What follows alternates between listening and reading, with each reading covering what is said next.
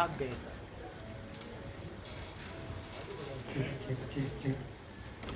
बता दिया, एनर्जी दिया था। Hello hello check, hello hello hello hello hello hello hello hello hello. देखिए साहब, मैं वही जयकारा बोलूंगा जो मैं लड़ाई में बोल के फतेह हासिल करता हूँ। बोल दादा किशन की जय, दादा किशन की जय। ये मेरा नारा है अहिरों का, जो सेना में अटैक करते हैं उस टाइम इस नारा को बोल करके और छाती चौड़ी करके दुश्मन पर चढ़ जाते हैं और उसको गिरा करके जब ही दम लेते हैं। और बदकिस्मती से अगर बैठ जाओ बाबूजी, बैठ जाओ। जितने पीछे बैठे हैं आप लोगों से निवेदन है कि आप सभी लोग आगे आ जाए, जो चेयर खाली है सभी लोग आ जाए। एक बात है, मेरी उम्र 83 साल हो गई लेकिन मैं कुर्सी पर नहीं बैठूंगा। सब लोग आगे आ जाओ, जल्दी कुर्सी जल्दी। पर नहीं बैठूंगा। वाह, देखिए आज मैं एक बात बताना चाहता हूँ कि चिंगारी कहाँ से ज्यादा उठी। गुजरात में राजकोट, मेरे को मुख्यमंत्री इससे पहले थे, उन्होंने बुलाया और ये हेमंत भाई ने नाम दिया कि एक हीरो का लड़ाई का गढ़ का बचा हुआ एक कैप्टन रामचंद्र है हरियाणा के अंदर, उसको प्रधान मुख्यमंत्रियों का उसको बुलाइए। इसको मेरे को निमंत्रण आया मुख्यमंत्री का। मेरा 18 नवंबर यहाँ होते हुए मैंने आर्मी हेडक्वार्टर से परमिशन ली कि मुझे गुजरात जाना है। और जब मैं गुजरात गया, जब हेमंत भाई का वहां प्रोग्राम देखा तो उस टाइम पर अहीर रेजिमेंट के लिए 32,000 अहीर इकट्ठे थे, जिसके अंदर 16,000 तो मेरी बेटियां जो जवान वो थी, माताएं 1,000 से कम नहीं थी। ये चिंगारी वहां से उठी और ये भाई बार बार आते हैं। विजेंद्र भाई ने उस चिंगारी को एकदम से अपने अंदर समेट लिया और ये आप चिंगारी उठ गई है। मोदी जी की रैली हुई थी रेवाड़ी में 100 महीनों की, हमने एकदम उनको कुर्सी पर बैठा दिया था। और अब हमारी 100 महीनों की यही ताकत है कि हम सरकार को गिरा भी देंगे। कोई आप डिफेंस का काम ठीक कर रहे हो, हथियार दे रहे हो, जवानों को वस्त्र दे रहे हो, खाना अच्छा दे रहे हो, सब नीचे से नीचे गिरे हुए को आप ऊपर उठा रहे हो। अरे भाई रेजिमेंट के अंदर तो हम भी गरीब हैं, भाई गरीब हैं हम, मतलब हमारी कोई रेजिमेंट नहीं है तो हमें भी उठा दो ना। लेकिन राजनाथ को कुछ अकल ही नहीं आ रही। क्यों? उसके पास तो 2-3 यूनिट है, इसलिए वो क्यों आए। देखिए साहब, राजपूत के घर में बेटा पैदा होता है तो उनकी माँ बोलती बेटा 10वीं पास कर ले, राज लेवल में चले जाना, वहां से लेट लोट काया बात ना बनी, अरे बोलो बेवकूफ, राजपूत में चले जाना, वहां भर्ती होगा। यही हालत हमारी बहन को सरदारनी के पैदा होता है, वही हालत होती है। सिख में चला जाना, पंजाब में चला, सिखलाई में चला जाना और वो चला ही जाता है। यही जाटों में है। अब अहीर का लड़का कहां जाए, कहां जाए, मुश्किल है। देखिए ये लड़ाई तो लड़नी पड़ेगी, इस पर चोट भी लगेगी, हो सकता है हमारा जैसे की जान भी चली जाए, परवाह नहीं है, जान चली जाए जाने दीजिए, लेकिन बच्चों के लिए तो हो जाएगा। अब मैं यहाँ एक बात पूछता हूं कि जो उत्तर प्रदेश के शहीद बच्चे हुए थे, मेरी बाई बाजू, भाई की बाजू बाई होती है, भाई बाजू के मेरे उत्तर प्रदेश के शहीद हुए थे, उस परिवार से कौन कौन है, हाथ उठाओ। हाथ उठा लो, उत्तर प्रदेश से जो है उस परिवार से, वो उत्तर प्रदेश से तो सब आ जाओगे, उस घर से कौन है। बड़ी अफसोस की बात है। देखिए 22 जवान मेरे बराबर लड़े और 22 जवान वहां शहीद हो गए, और उस घर का एक भी बच्चा यहाँ हाजिर नहीं है। कमाल की बात है। हाँ ये ठीक नहीं। आगे विजेंद्र साहब से मेरी रिक्वेस्ट है कि आगे जब भी प्रोग्राम होता है उनको बुलाइए ताकि मैं उनको बता सकूं। सबसे पहले हौलदार बलबीर सिंह, जो मेरा खुद उस्ताद था, मैं तो उस टाइम सिपाही था। हौलदार बलबीर सिंह मेरठ का है।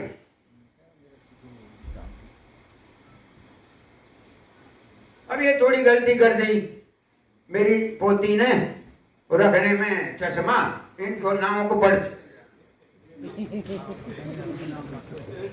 हाँ थोड़ी गलती हो जाती है। अब कोई बात नहीं है, वो चंचल है ना। अब ये दिल्ली में है, गुड़गांव में है।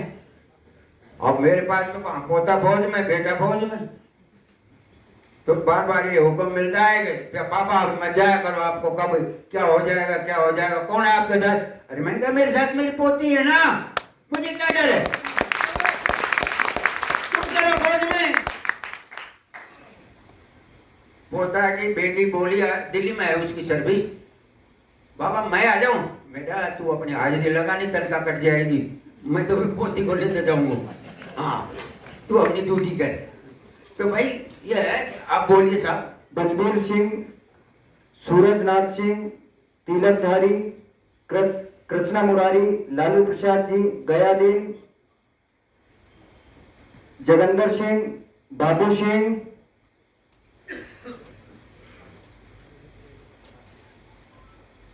करण सिंह, रामपाल, सुल्तान सिंह जी, हरीश यादव जी, खेमकरण, उदयवीर सिंह जी, दयाराम जी, श्री कृष्णा जी।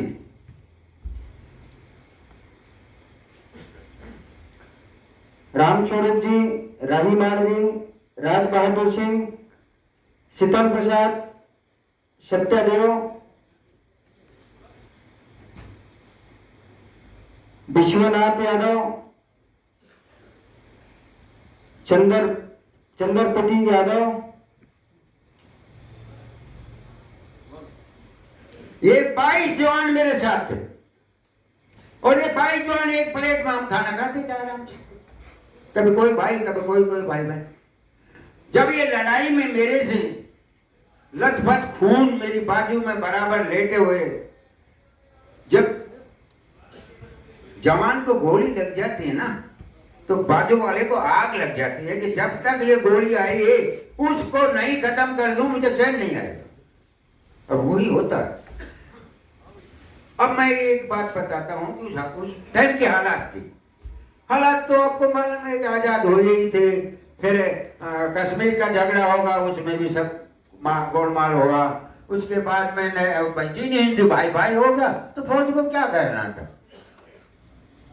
अभी हमारे पास एक फार्म था, तो एक दफा इंदिरा गांधी आई, बोलो फौज की क्या जरूरत है, अपने फार्म में कमाएंगे और खाएंगे। मैंने कहा यार बड़ी गजब की बात होगी। जब लद्दाख की लड़ाई हुई तो हमको तो भेज दिया। अब ना हमारे पास बूट है, ना हमारे पास पतलून, ना हमारे पास कमीज, ना हमारे पास कोट पार का, ना हमारे पास बाला किले, ना हमारे पास बैक स्लीपिंग, ना हमारे पास मैट्रेस। हमारे पास टोटल कंबल 3, एक दरी, ठंडा, एक गरम कमीज, एक गरम पतलून। हम इस हालत में चलो देश के लिए तो जाना पड़ेगा। माँ है जननी, माँ भूमि, इनके लिए तो जाना पड़ेगा हमको। और गए। अब हम पहुंच गए बारामूला से ले में, ले से हम पहुंच गए चसूल में। चसूल में जब हम पहुंचे तो देखा यार 2 कदम धरा तो सांस ना हो। लेकिन मेरी उम्र तो उस टाइम बहुत जवान थी ना, 57 का भर्ती था, 62 में युद्ध हो गया तो कोई बात नहीं, मैं तो यंग था।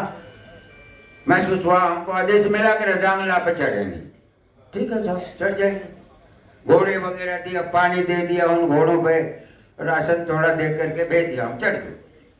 अब वहां चढ़ने के बाद जवानों की तबीयत ऐसे खराब होगी कि बिल्कुल ही हालत डाउन हो गई।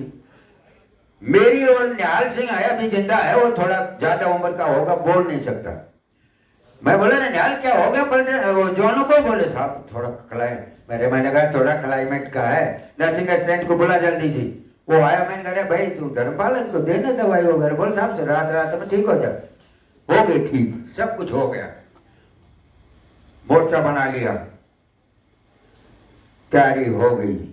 कंपनी कमांडर खुश होकर के मेजर शैतान सिंह ने कहा रामचंद्र, मैं कहा साहब आज बड़ा खाना बनाओ, सब मोर्चा वगैरह ठीक होगा। जॉनू ने बहुत मेहनत किया। मैंने कहा ठीक है साहब, मेरा तो काम है, मैं तो ऑपरेटर हूँ, पास कर दूंगा। और बटालियन से कहो कि भाई हमारे लिए सवेरे दूध दाद बढ़िया भेजे। लेकिन जब ये बड़ा खाना हो रहा था, उससे 25 दिन पहले हमारी क्या हालत थी, हम दाल बनाने लगे तो 8 घंटा तक वो दाल ना बनी कौन, क्योंकि ऑक्सीजन नहीं है तो दाल नहीं बनेगी। बिस्कुट से टाइम खाया हमने, फिर हमारे पास प्रेशर कुकर आया, तब जाकर के वो खाना बड़ा का आदेश हुआ, तब हम थोड़े खुश हुए कि भाई अभी हमारे पास है। वह 3 ही चीज नहीं जमती है, एक दारू, एक पेट्रोल और एक केरोसिन ऑयल। वो 3 चीज नहीं जमती है, बाकी सब जमती है। हालात चल रहा था, कपड़ा का रात को 2-2 जवान सोए, 8 कंबल घेर लें, लेकिन तब भी साहब सर्दी तो गांठ बांधे। आखिर जवान खड़ाई हो जाए, अंगीठी के पास बैठ जाए और सब ड्यूटी टोटल बोला भाई सभी ड्यूटी देंगे, सो ही नहीं सकते इन कमरों के अंदर तो। लेकिन थोड़ा जल्दी करके आया हमारे पास सामान, तो स्लीपिंग बैग वगैरह थोड़ा सा ठीक हो गया। अब रहा 28 तारीख को 4 बजे हमने दुश्मन की हर हालत के लिए दिन में ओपी भेजते थे, रात में एलपी लगाते थे। दिन वाला हर हमेशा रिपोर्ट देता था, मैं पलटन को पास कर देता था। उस दिन की रिपोर्ट थी कि 14 गाड़ी, 22 छोटी गाड़ी, 7 टैंक, 3 छोटी अटली की गन और 7 मीडियम गन आई। मैंने पास किया उनको। तो वहां से मैसेज आया, 1 हफ्ता पहले मैसेज आ गया था हमारे पास। मैं मैसेज लिखा, लिख करके मैंने कहा मेरे साहब ऐसा आदेश हुआ है कि इस पोस्ट को छोड़ करके और पीछे आ जाओ। मैंने कहा ये जवान मानेंगे नहीं, बाकी तो ठीक है, मैं तो पास कर दिया आपको। उन्होंने बात किया बटालियन हेडक्वार्टर का कि ये आदेश क्या सही है? और ये आई फॉर्मेशन ऑर्डर है कि हाँ स्ट्रेंथ जो है ना कम है और खतरा ज्यादा है, ये पीछे वाली पहाड़ी पे आ जाओ। अरे पीछे वाली पहाड़ी पे आ जाएंगे तो 3 किलोमीटर का बीच में तो गैप है, मैदान है, दुश्मन तो चला जाएगा आराम से उसके लेके अंदर और फिर कश्मीर चला जाएगा। उसने बोला ठीक है साहब आपका ऑर्डर है, मैं मानूंगा। मैं जवानों से पूछता हूँ। जवानों से पूछा, जवान बोला साहब क्यों बावड़ी बात करा साहब, क्यों हरियाणा वाला है ना साहब, क्यों बावड़ी बात करा था, घर बना रखा, सब कुछ बना रखा, बोल रहे हम नहीं जाएंगे पीछे, हम यहीं रहेंगे, यहीं रहेंगे। बोलो बात बता दो। वो सिग्नल को आदेश मिला, मैंने फट कह दिया श्रीमान हमारी कंपनी नहीं आएगी, यहीं रहेगी, ब्रिगेड कमांडर साहब को बता दो। ब्रिगेड कमांडर ने देखा कि भाई ये तो जांबाज बटालियन है, हाँ ठीक है बोलो भाई। और रात को 4 बजे दाहिनी तरफ से एक लाइट मशीन गन का लंबा फायर आया, लाल फायर हुआ, एकदम से हमें पता चलेगा कि दुश्मन आ गया, कंटेक्ट हो गया। मैं साहब बोला रामचंद्र कहाँ से फायर? मैं कहता हूँ 8 प्लाटून के आगे से फायर है, मैं अभी खबर ले लेता हूँ कमांडर। उन्होंने कहा कि देखो फायर आया, मैंने जवान को बुला लिया है, 8 आदमी थे, 5 मर गए, 3 भाग गए। मैंने कहा साहब ये मैसेज है और आप बात कर रहे। मैं साहब बोला हरिराम साहब जिस दिन के लिए हम भर्ती हुए, जिस दिन के लिए हम कसम खाए, जिस दिन के लिए इस पोस्ट पर चढ़े, उसको याद करते हुए आप तैनात हो जाओ। बोला साहब फिक्र ही मत करिए, दादा कृष्ण के औलाद हैं हम, आप चिंता मत करिए, चिंता मत करिए। इतनी देर में सूझा आराम से 7 प्लाटून से मैसेज आया कि हेलो 3 रिपोर्ट में कहा बोलो ओके। बोलो भाई मैं साहब को बताओ हमारे सामने 400 दुश्मन चढ़ के आ रहे हैं, हम 18 पे थे, वो 14 से चढ़ के आ रहे थे। मैंने कहा मेरे साहब बात ये मैसेज आई है। मेरे साहब ने कहा कि सुल्तान साहब बोला हाँ साहब 400 जवान हैं। बोला हाँ साहब गिन लिया? बोलो हाँ गिन लिया है, बर्फ में दांव दिखाई दे रहा है। तो क्या करोगे? बोलो जो करूंगा वो तो महाभारत में दादा कृष्ण ने करा वो करूंगा, और वही करा। बोला कि साहब मेरी मार मार जाने दे, हमने सन सीमित है। और जब 250-300 की मार में आया तो एकदम से ऐसे भून दिया जैसे भेड़ लौट जाए बीमार होकर, सब लौट गए। अब उनकी हालत क्या थी साहब? 4 लाइन थी, आगे वाले की राइफल, पीछे वाला 3 खाली। अगला मर गया तो दूसरा राइफल पकड़ ले रहा है। देख रहा हूं, मैंने कहा बड़ी ताज्जुब की बात। लेकिन हमने पहला भी मारा, दूसरा मारा, तीसरा मारा, चौथा भी मारा, सबको गैप भर दिया, खत्म। हमारे ऊपर बम्बारमेंट ऐसा हुआ कि बस बोलो मन्ना। अब मैं तो क्या बताऊं आपको, लेकिन इतने घोड़े आए हमारे चाइना के कि हमारा सब कुछ उखाड़ दिया। जो घोड़ा आया जमीन में घूम करके पाड़ ले जाए तो कई घोड़ा हो जाए, लेकिन जवानों ने हिम्मत नहीं हारी। घोड़ा फटा, कमांड पोस्ट के साथ स्प्लेंडर आया, मैं साहब के कंधे पर लगा। मैं बोला साहब लग गया? बोलो लड़ाई में लगता रहता है। मैंने कहा खून ज्यादा क्यों? मुझे दिखाई दे रहा है यहाँ खून आ रहा है। खून ज्यादा आ रहा है, मैं पट्टी बांध देता हूँ। बोले ले बांध दे, तेरी मर्जी। दूसरा अटैक आ गया 7 के ऊपर, वो भी नाकाम कर दिया। 8 पे अटैक आ गया, पहला नाकाम कर दिया। चौथा अटैक फिर 8 पे आ गया, नाकाम। लड़ते लड़ते 7:15 हो गया। अम्युनिशन हमारा सीमित। अब आप जानिए ठंड के अंदर उस 303 राइफल को कैसे कोप करें। आप लोगों को देखा होगा तो आप लोगों को मालूम है, नहीं नए बच्चों को तो नहीं मालूम, पुरानों को मालूम। उसको कोप करने के लिए बड़ी मुश्किल होती है। लेकिन हमने ये कहा कि जवानों को तुम लाइट मशीन गन की मैगजीन में भरो। हमने से एक ही होता है वो, तुम्हारा फायर करने की जरूरत नहीं, लाइट मशीन गन ही फायर करेगी। और लाइट मशीन गनों ने ऐसा फायर किया, एक लाइट मशीन गन की बैरल गर्म होकर के नीचे गिरेगी, ऐसी हालत से फायर हुए। जब हालत ये हो रही थी, नफरी कम थी, दुश्मन का बम्बारमेंट बहुत तेज था, हिम्मत नहीं हार रहे थे जवान। सीताराम साहब की मैसेज आई कि साहब बोला हाँ। बोले दुश्मन पीछा से आ गया, मेरे पीछा से आ गया। बोला हाँ। तो बोल संभालो। बोला साहब संभाल लिया। मैंने कहा उस 7 प्लाटून में सिंहराम, लाइस नायक, 2 चाइनीज का सिर पकड़ के आपस के अंदर ऐसा मारा, 3 दफा मारा तो दोनों चाइनीज खत्म। अरे तीसरा को पत्थर के मार के गिरा दिया। चाइनीज के अफसर ने लिखा दी बेस्ट सोल्जर इंडियन, और उसकी छाती पर लिख करके रखा, और 7 राइफल और उस पर उल्टा हेलमेट रख दिया, और कम्बल उठा करके जब डेड बॉडी लाया तब हमने वो लेटर लिया। अभी आर्मी क्वार्टर में हमारे सेंटर में वो लेटर है। अच्छे सोल्जर की इज्जत दुश्मन भी करता है। क्यों? कि वो देख रहा था कि ये जो नायक है कितनों को मार चुका, हमने तो मारा है। हमने सामने का सब अटैक खत्म कर दिया, लेकिन बदकिस्मती से 1000 की नफरी थी, पीछे से अटैक आ गया। पीछे से अटैक आ गया तो मैंने कहा मैं साहब मैं पता करता हूँ ये वो कंपनी हेडक्वार्टर में जो हमारी मदद के लिए आ गई क्या है। मैंने कोलडोमन का सब देखो, देख के बोले नहीं ये तो रामचंद्र घोड़े हैं, याक हैं ये तो। मैंने कहा सामने दो ना, मैं देखूं, मैं थोड़ा सा नया हूँ। मैंने साहब ये तो चाइनीज हैं, चाइनीज है। तो वहां से मेरे को मौका मिला कि 3 मोटर जो हमारे पास 3000 घोड़े थे, उनको आदेश दिया मेरे साहब ने कि 80 डिग्री पर फायर करो। अब 80 डिग्री पे तकरीबन अपने ऊपर आ जाता है।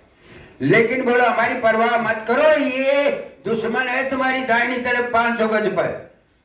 जब उनका फायर रपीड फायर हुआ तब वो जा करके खिंडमिंड हुए कुछ, लेकिन वो 3-4 हथियार लगाने में रह गए, आर्टिलरी गन, मीडियम और लाइट मशीन गन। उन्होंने हमारे ऊपर अंधाधुंध फायर शुरू कर दिया। आरसीएल गन ने एक ऐसा फायर दिया कि हमारा हल्दोर मेजर था हरपुल से, बहुत तगड़ा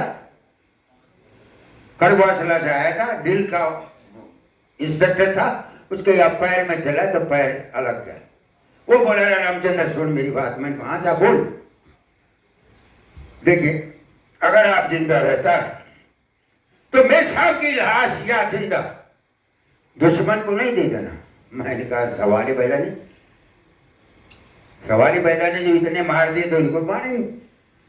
लेकिन हमको क्या पता था कि जो दीवड़ी आ रही है हमारे ऊपर चढ़ करके। मेरे साहब को इतना गुस्सा आया कि रामचंद्र तेरी राइफल दे। उस आरसीएल वालों को मैं समेटता हूं। मैं बोला साहब आप रहने तो, आप लेटे रहो, उठो मत, फहरा रहा है बहुत तगड़ा। बोलो नहीं, जोश इतना था, उठा और राइफल ली और फायर ऐसा हिट किया कि वो चाइनीज चित गया। लेकिन जो जोश था मेरे साहब का, माना नहीं मेरी, फिर खड़ा होगा और एक लंबा पुरुष आया एमएमजी का, वो यहां टिका और उसकी गोली भी अंदर गई, जो खुद की गोली थी वो भी, और पूरा पुष्ट अंदर गया। मेरी बराबर में तो लेटा हुआ था, मैं उठ करके वो मैं बोला आप उठो मत साहब, लेकिन वो माना नहीं। वो बोला मैं होल्डर मेजर को देखता हूँ। मैं बोला साहब मैंने देख लिया, पाव एक चला गया, उसने कह दिया रामचंद्र मैं तो गया। और अब वो हालात ये हो गई, मेरे साहब भी अचेत हो गया। अब तो बहुत मुश्किल हो गई। थोड़ा होश आया था, बोला मेरे साहब रामचंद्र मेरी बात सुन। मैं हाँ, बटालियन में चला जा, जाके पता कंपनी ऐसे लड़ी। अगर तुम बटालियन हेडक्वार्टर में कर्नल साहब को मालूम नहीं होगा तो जो कहेगी कंपनी सुत्ती कटी है भाई, सुत्ती कटी। मैं बोला साहब बिल्कुल आपको छोड़ के नहीं जाऊंगा।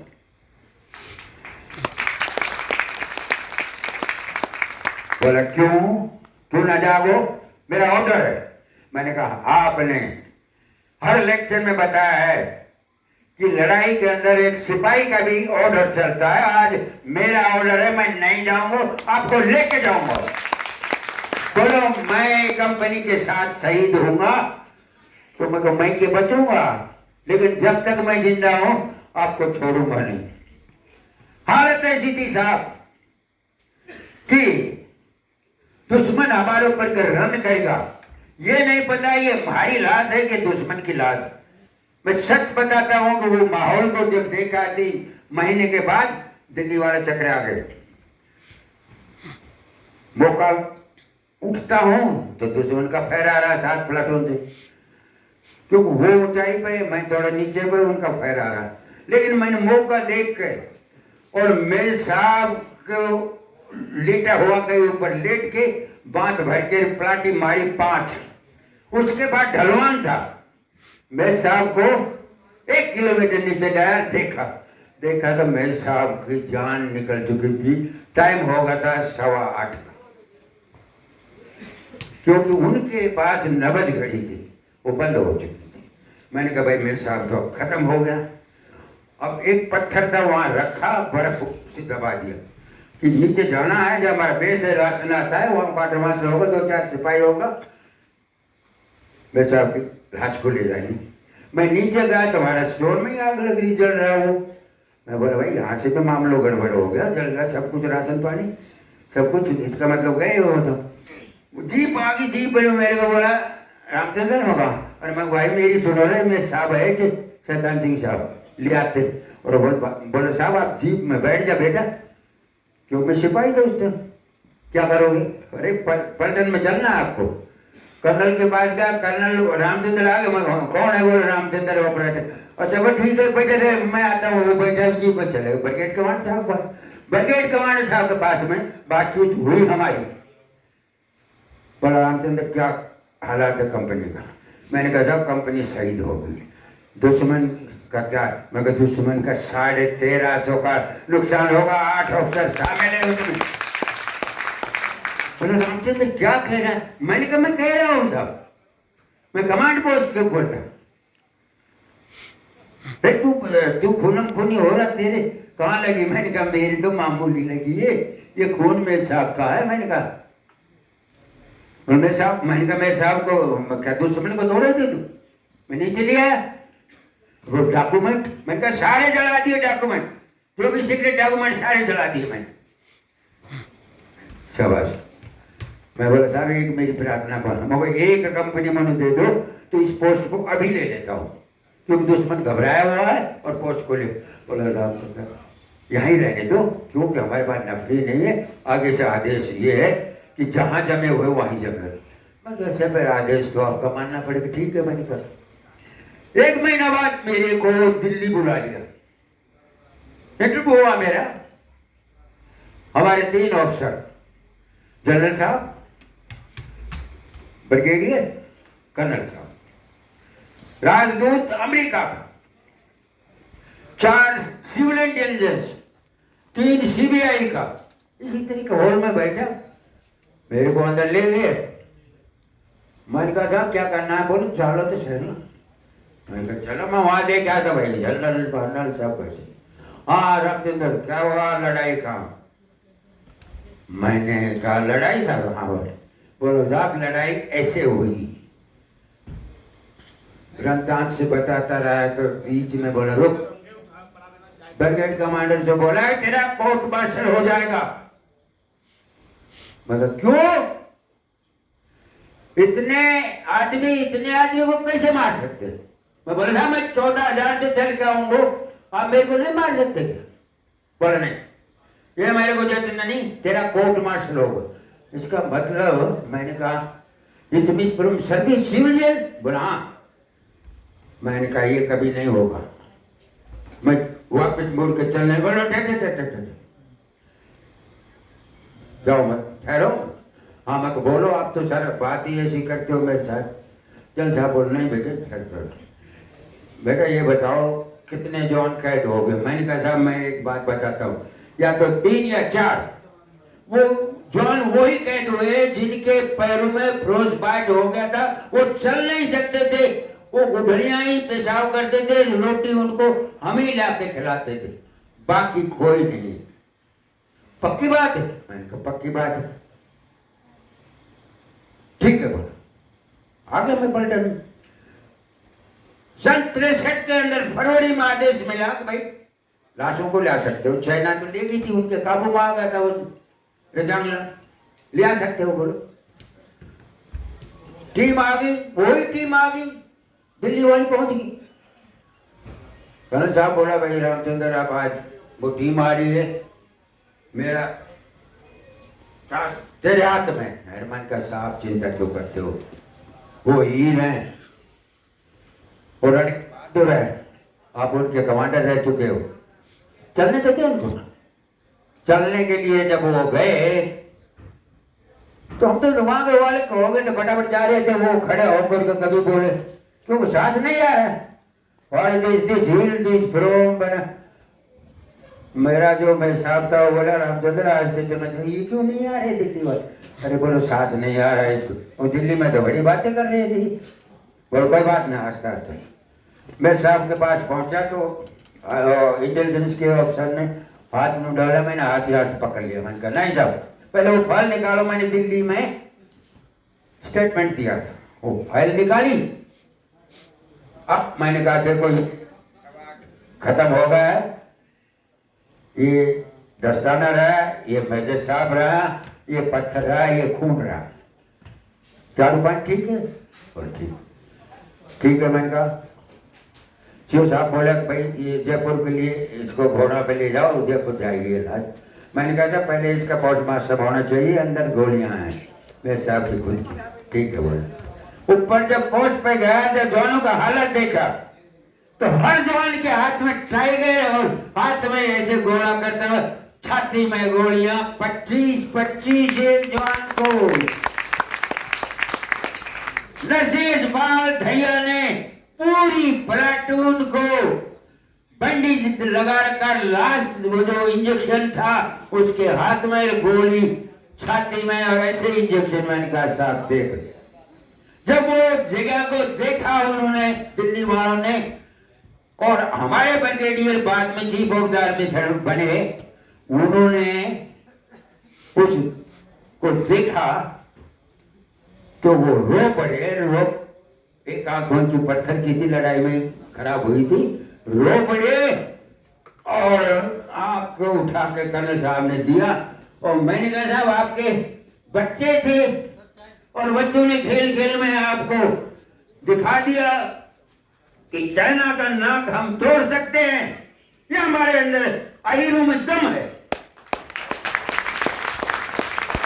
बोला बेटा वास्तव में दम है।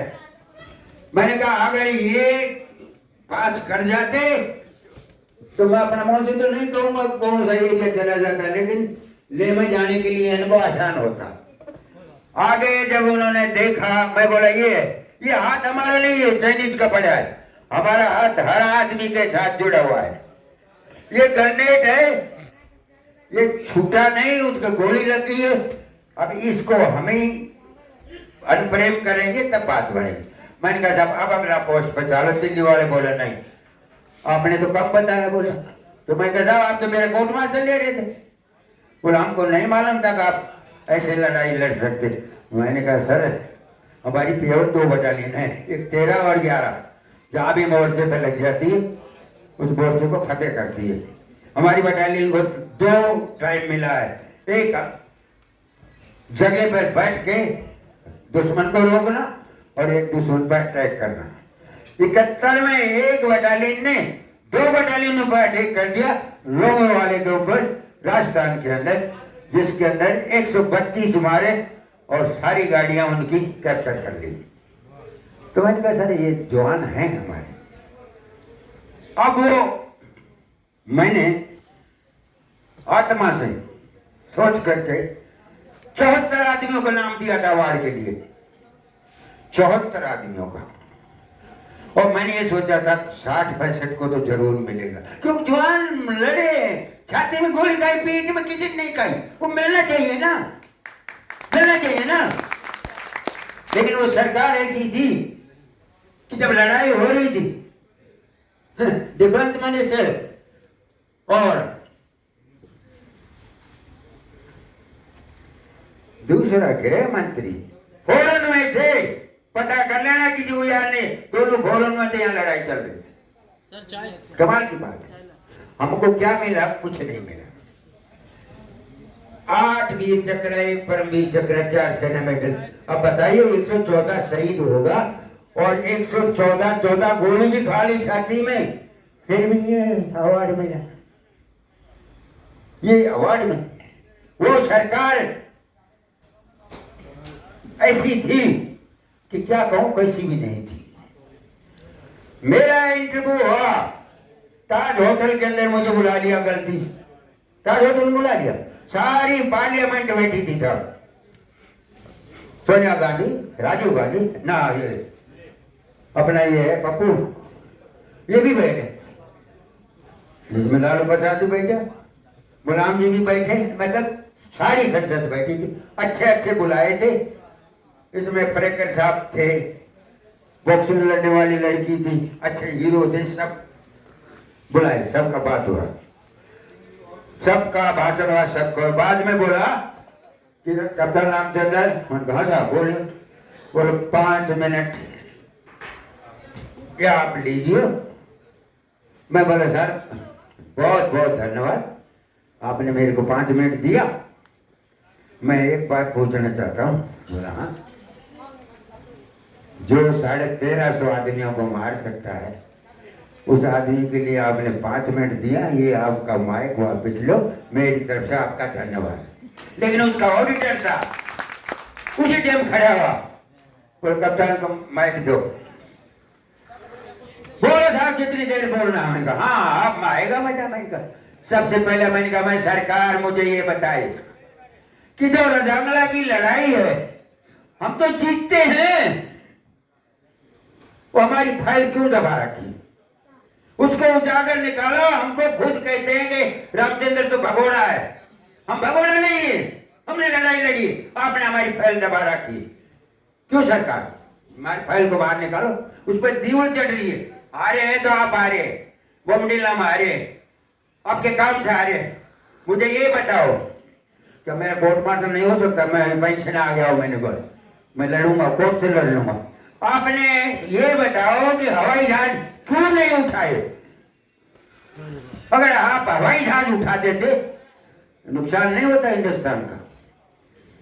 पर चसूल में तो था हमारे पास एयरफील्ड, फिर तेजपुर में तैयार खड़े हैं, लेकिन आप कहते ना ना ना ना ना ना ना।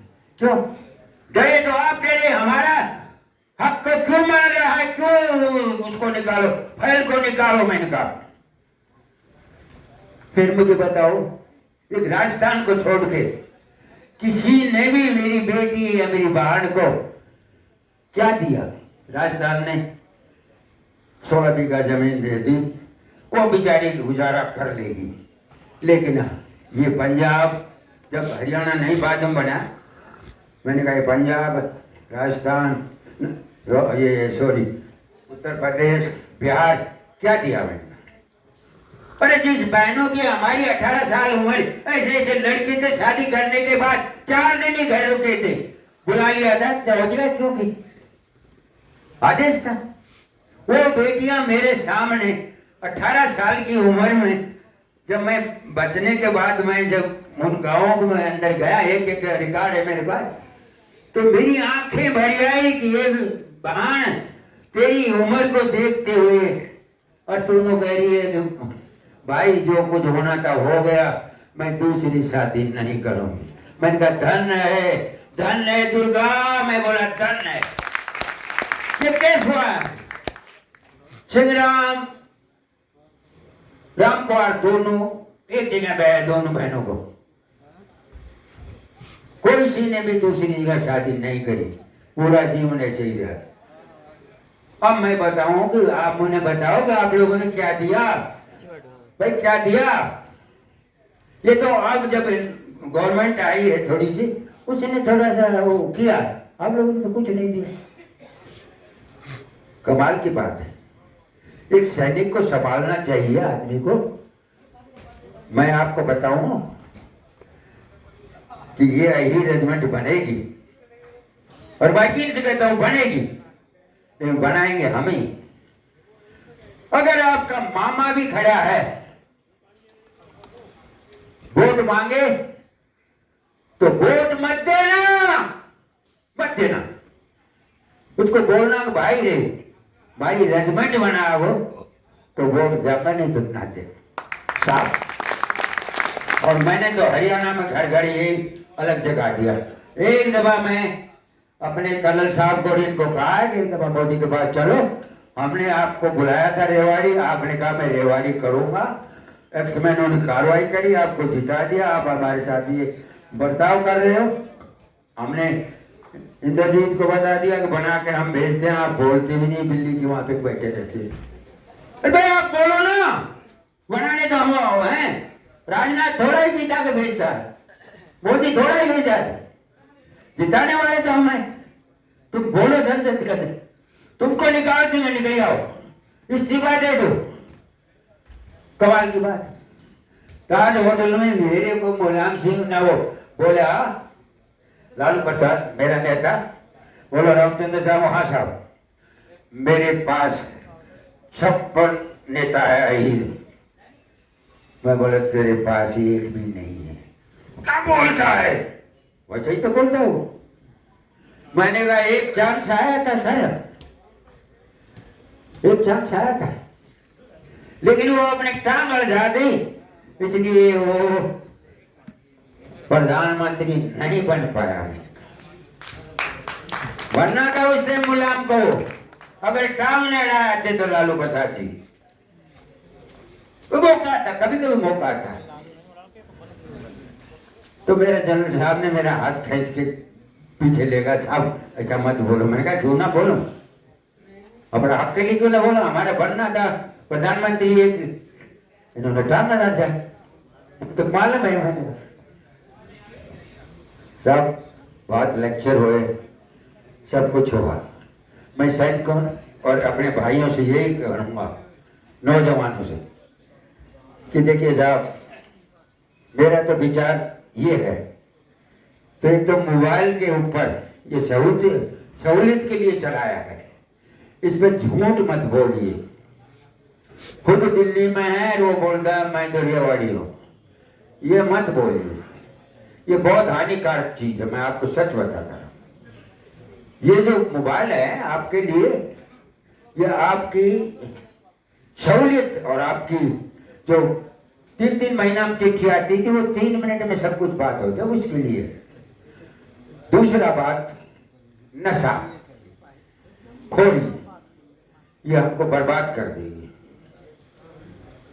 तीसरा, ये गुटखा है ना, या मुझे तो पसंद तो नहीं, बगल आप लोग शायद छोड़ ही दोगे, इसके बाद कुछ कुछ तो छोड़ देंगे, ये भी अच्छा नहीं, कैंसर होता है। हाँ सच बताता, मैं तो मान जाओगे। ओहो, क्या क्या हालत हो जाती नशे के, क्या क्या बोल जाता है, बाप को भी बोल जाता है, बाप को भी बोल जाता है। मैं देखता हूँ पड़ोस के अंदर क्या क्या बोल जाता है। ऐसा मत करें। चौथा पॉइंट मेरा ये है कि बच्चों को पढ़ाई लिखाई बहुत अच्छी तरह करना। जमाना बदल गया है, तो बगैर पढ़े नहीं होगा ना, तो वो घोड़ी पे भी नहीं बैठेगा, मतलब उसका रिश्ता भी नहीं होगा। मैं साफ बता देता हूँ आगे चल के, जमाना ऐसा आ गया, वो ऐसे ही रह जाएगा। और मैं कुछ गलत बोल गया तो मुझे माफ करना। जय हिंद।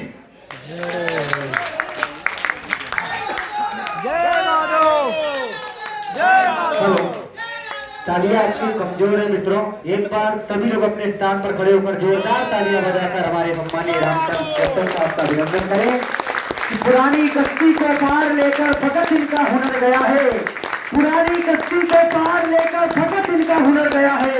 ये नए खिवैये ये ना समझे कि नदी का पानी उतर गया है। पूरा सदन जोरदार तालियां बजाओ एक बार आप सभी। 1962 के हीरो रामचंद्र यादव, 1965 के हीरो रामचंद्र यादव जिंदाबाद जिंदाबाद।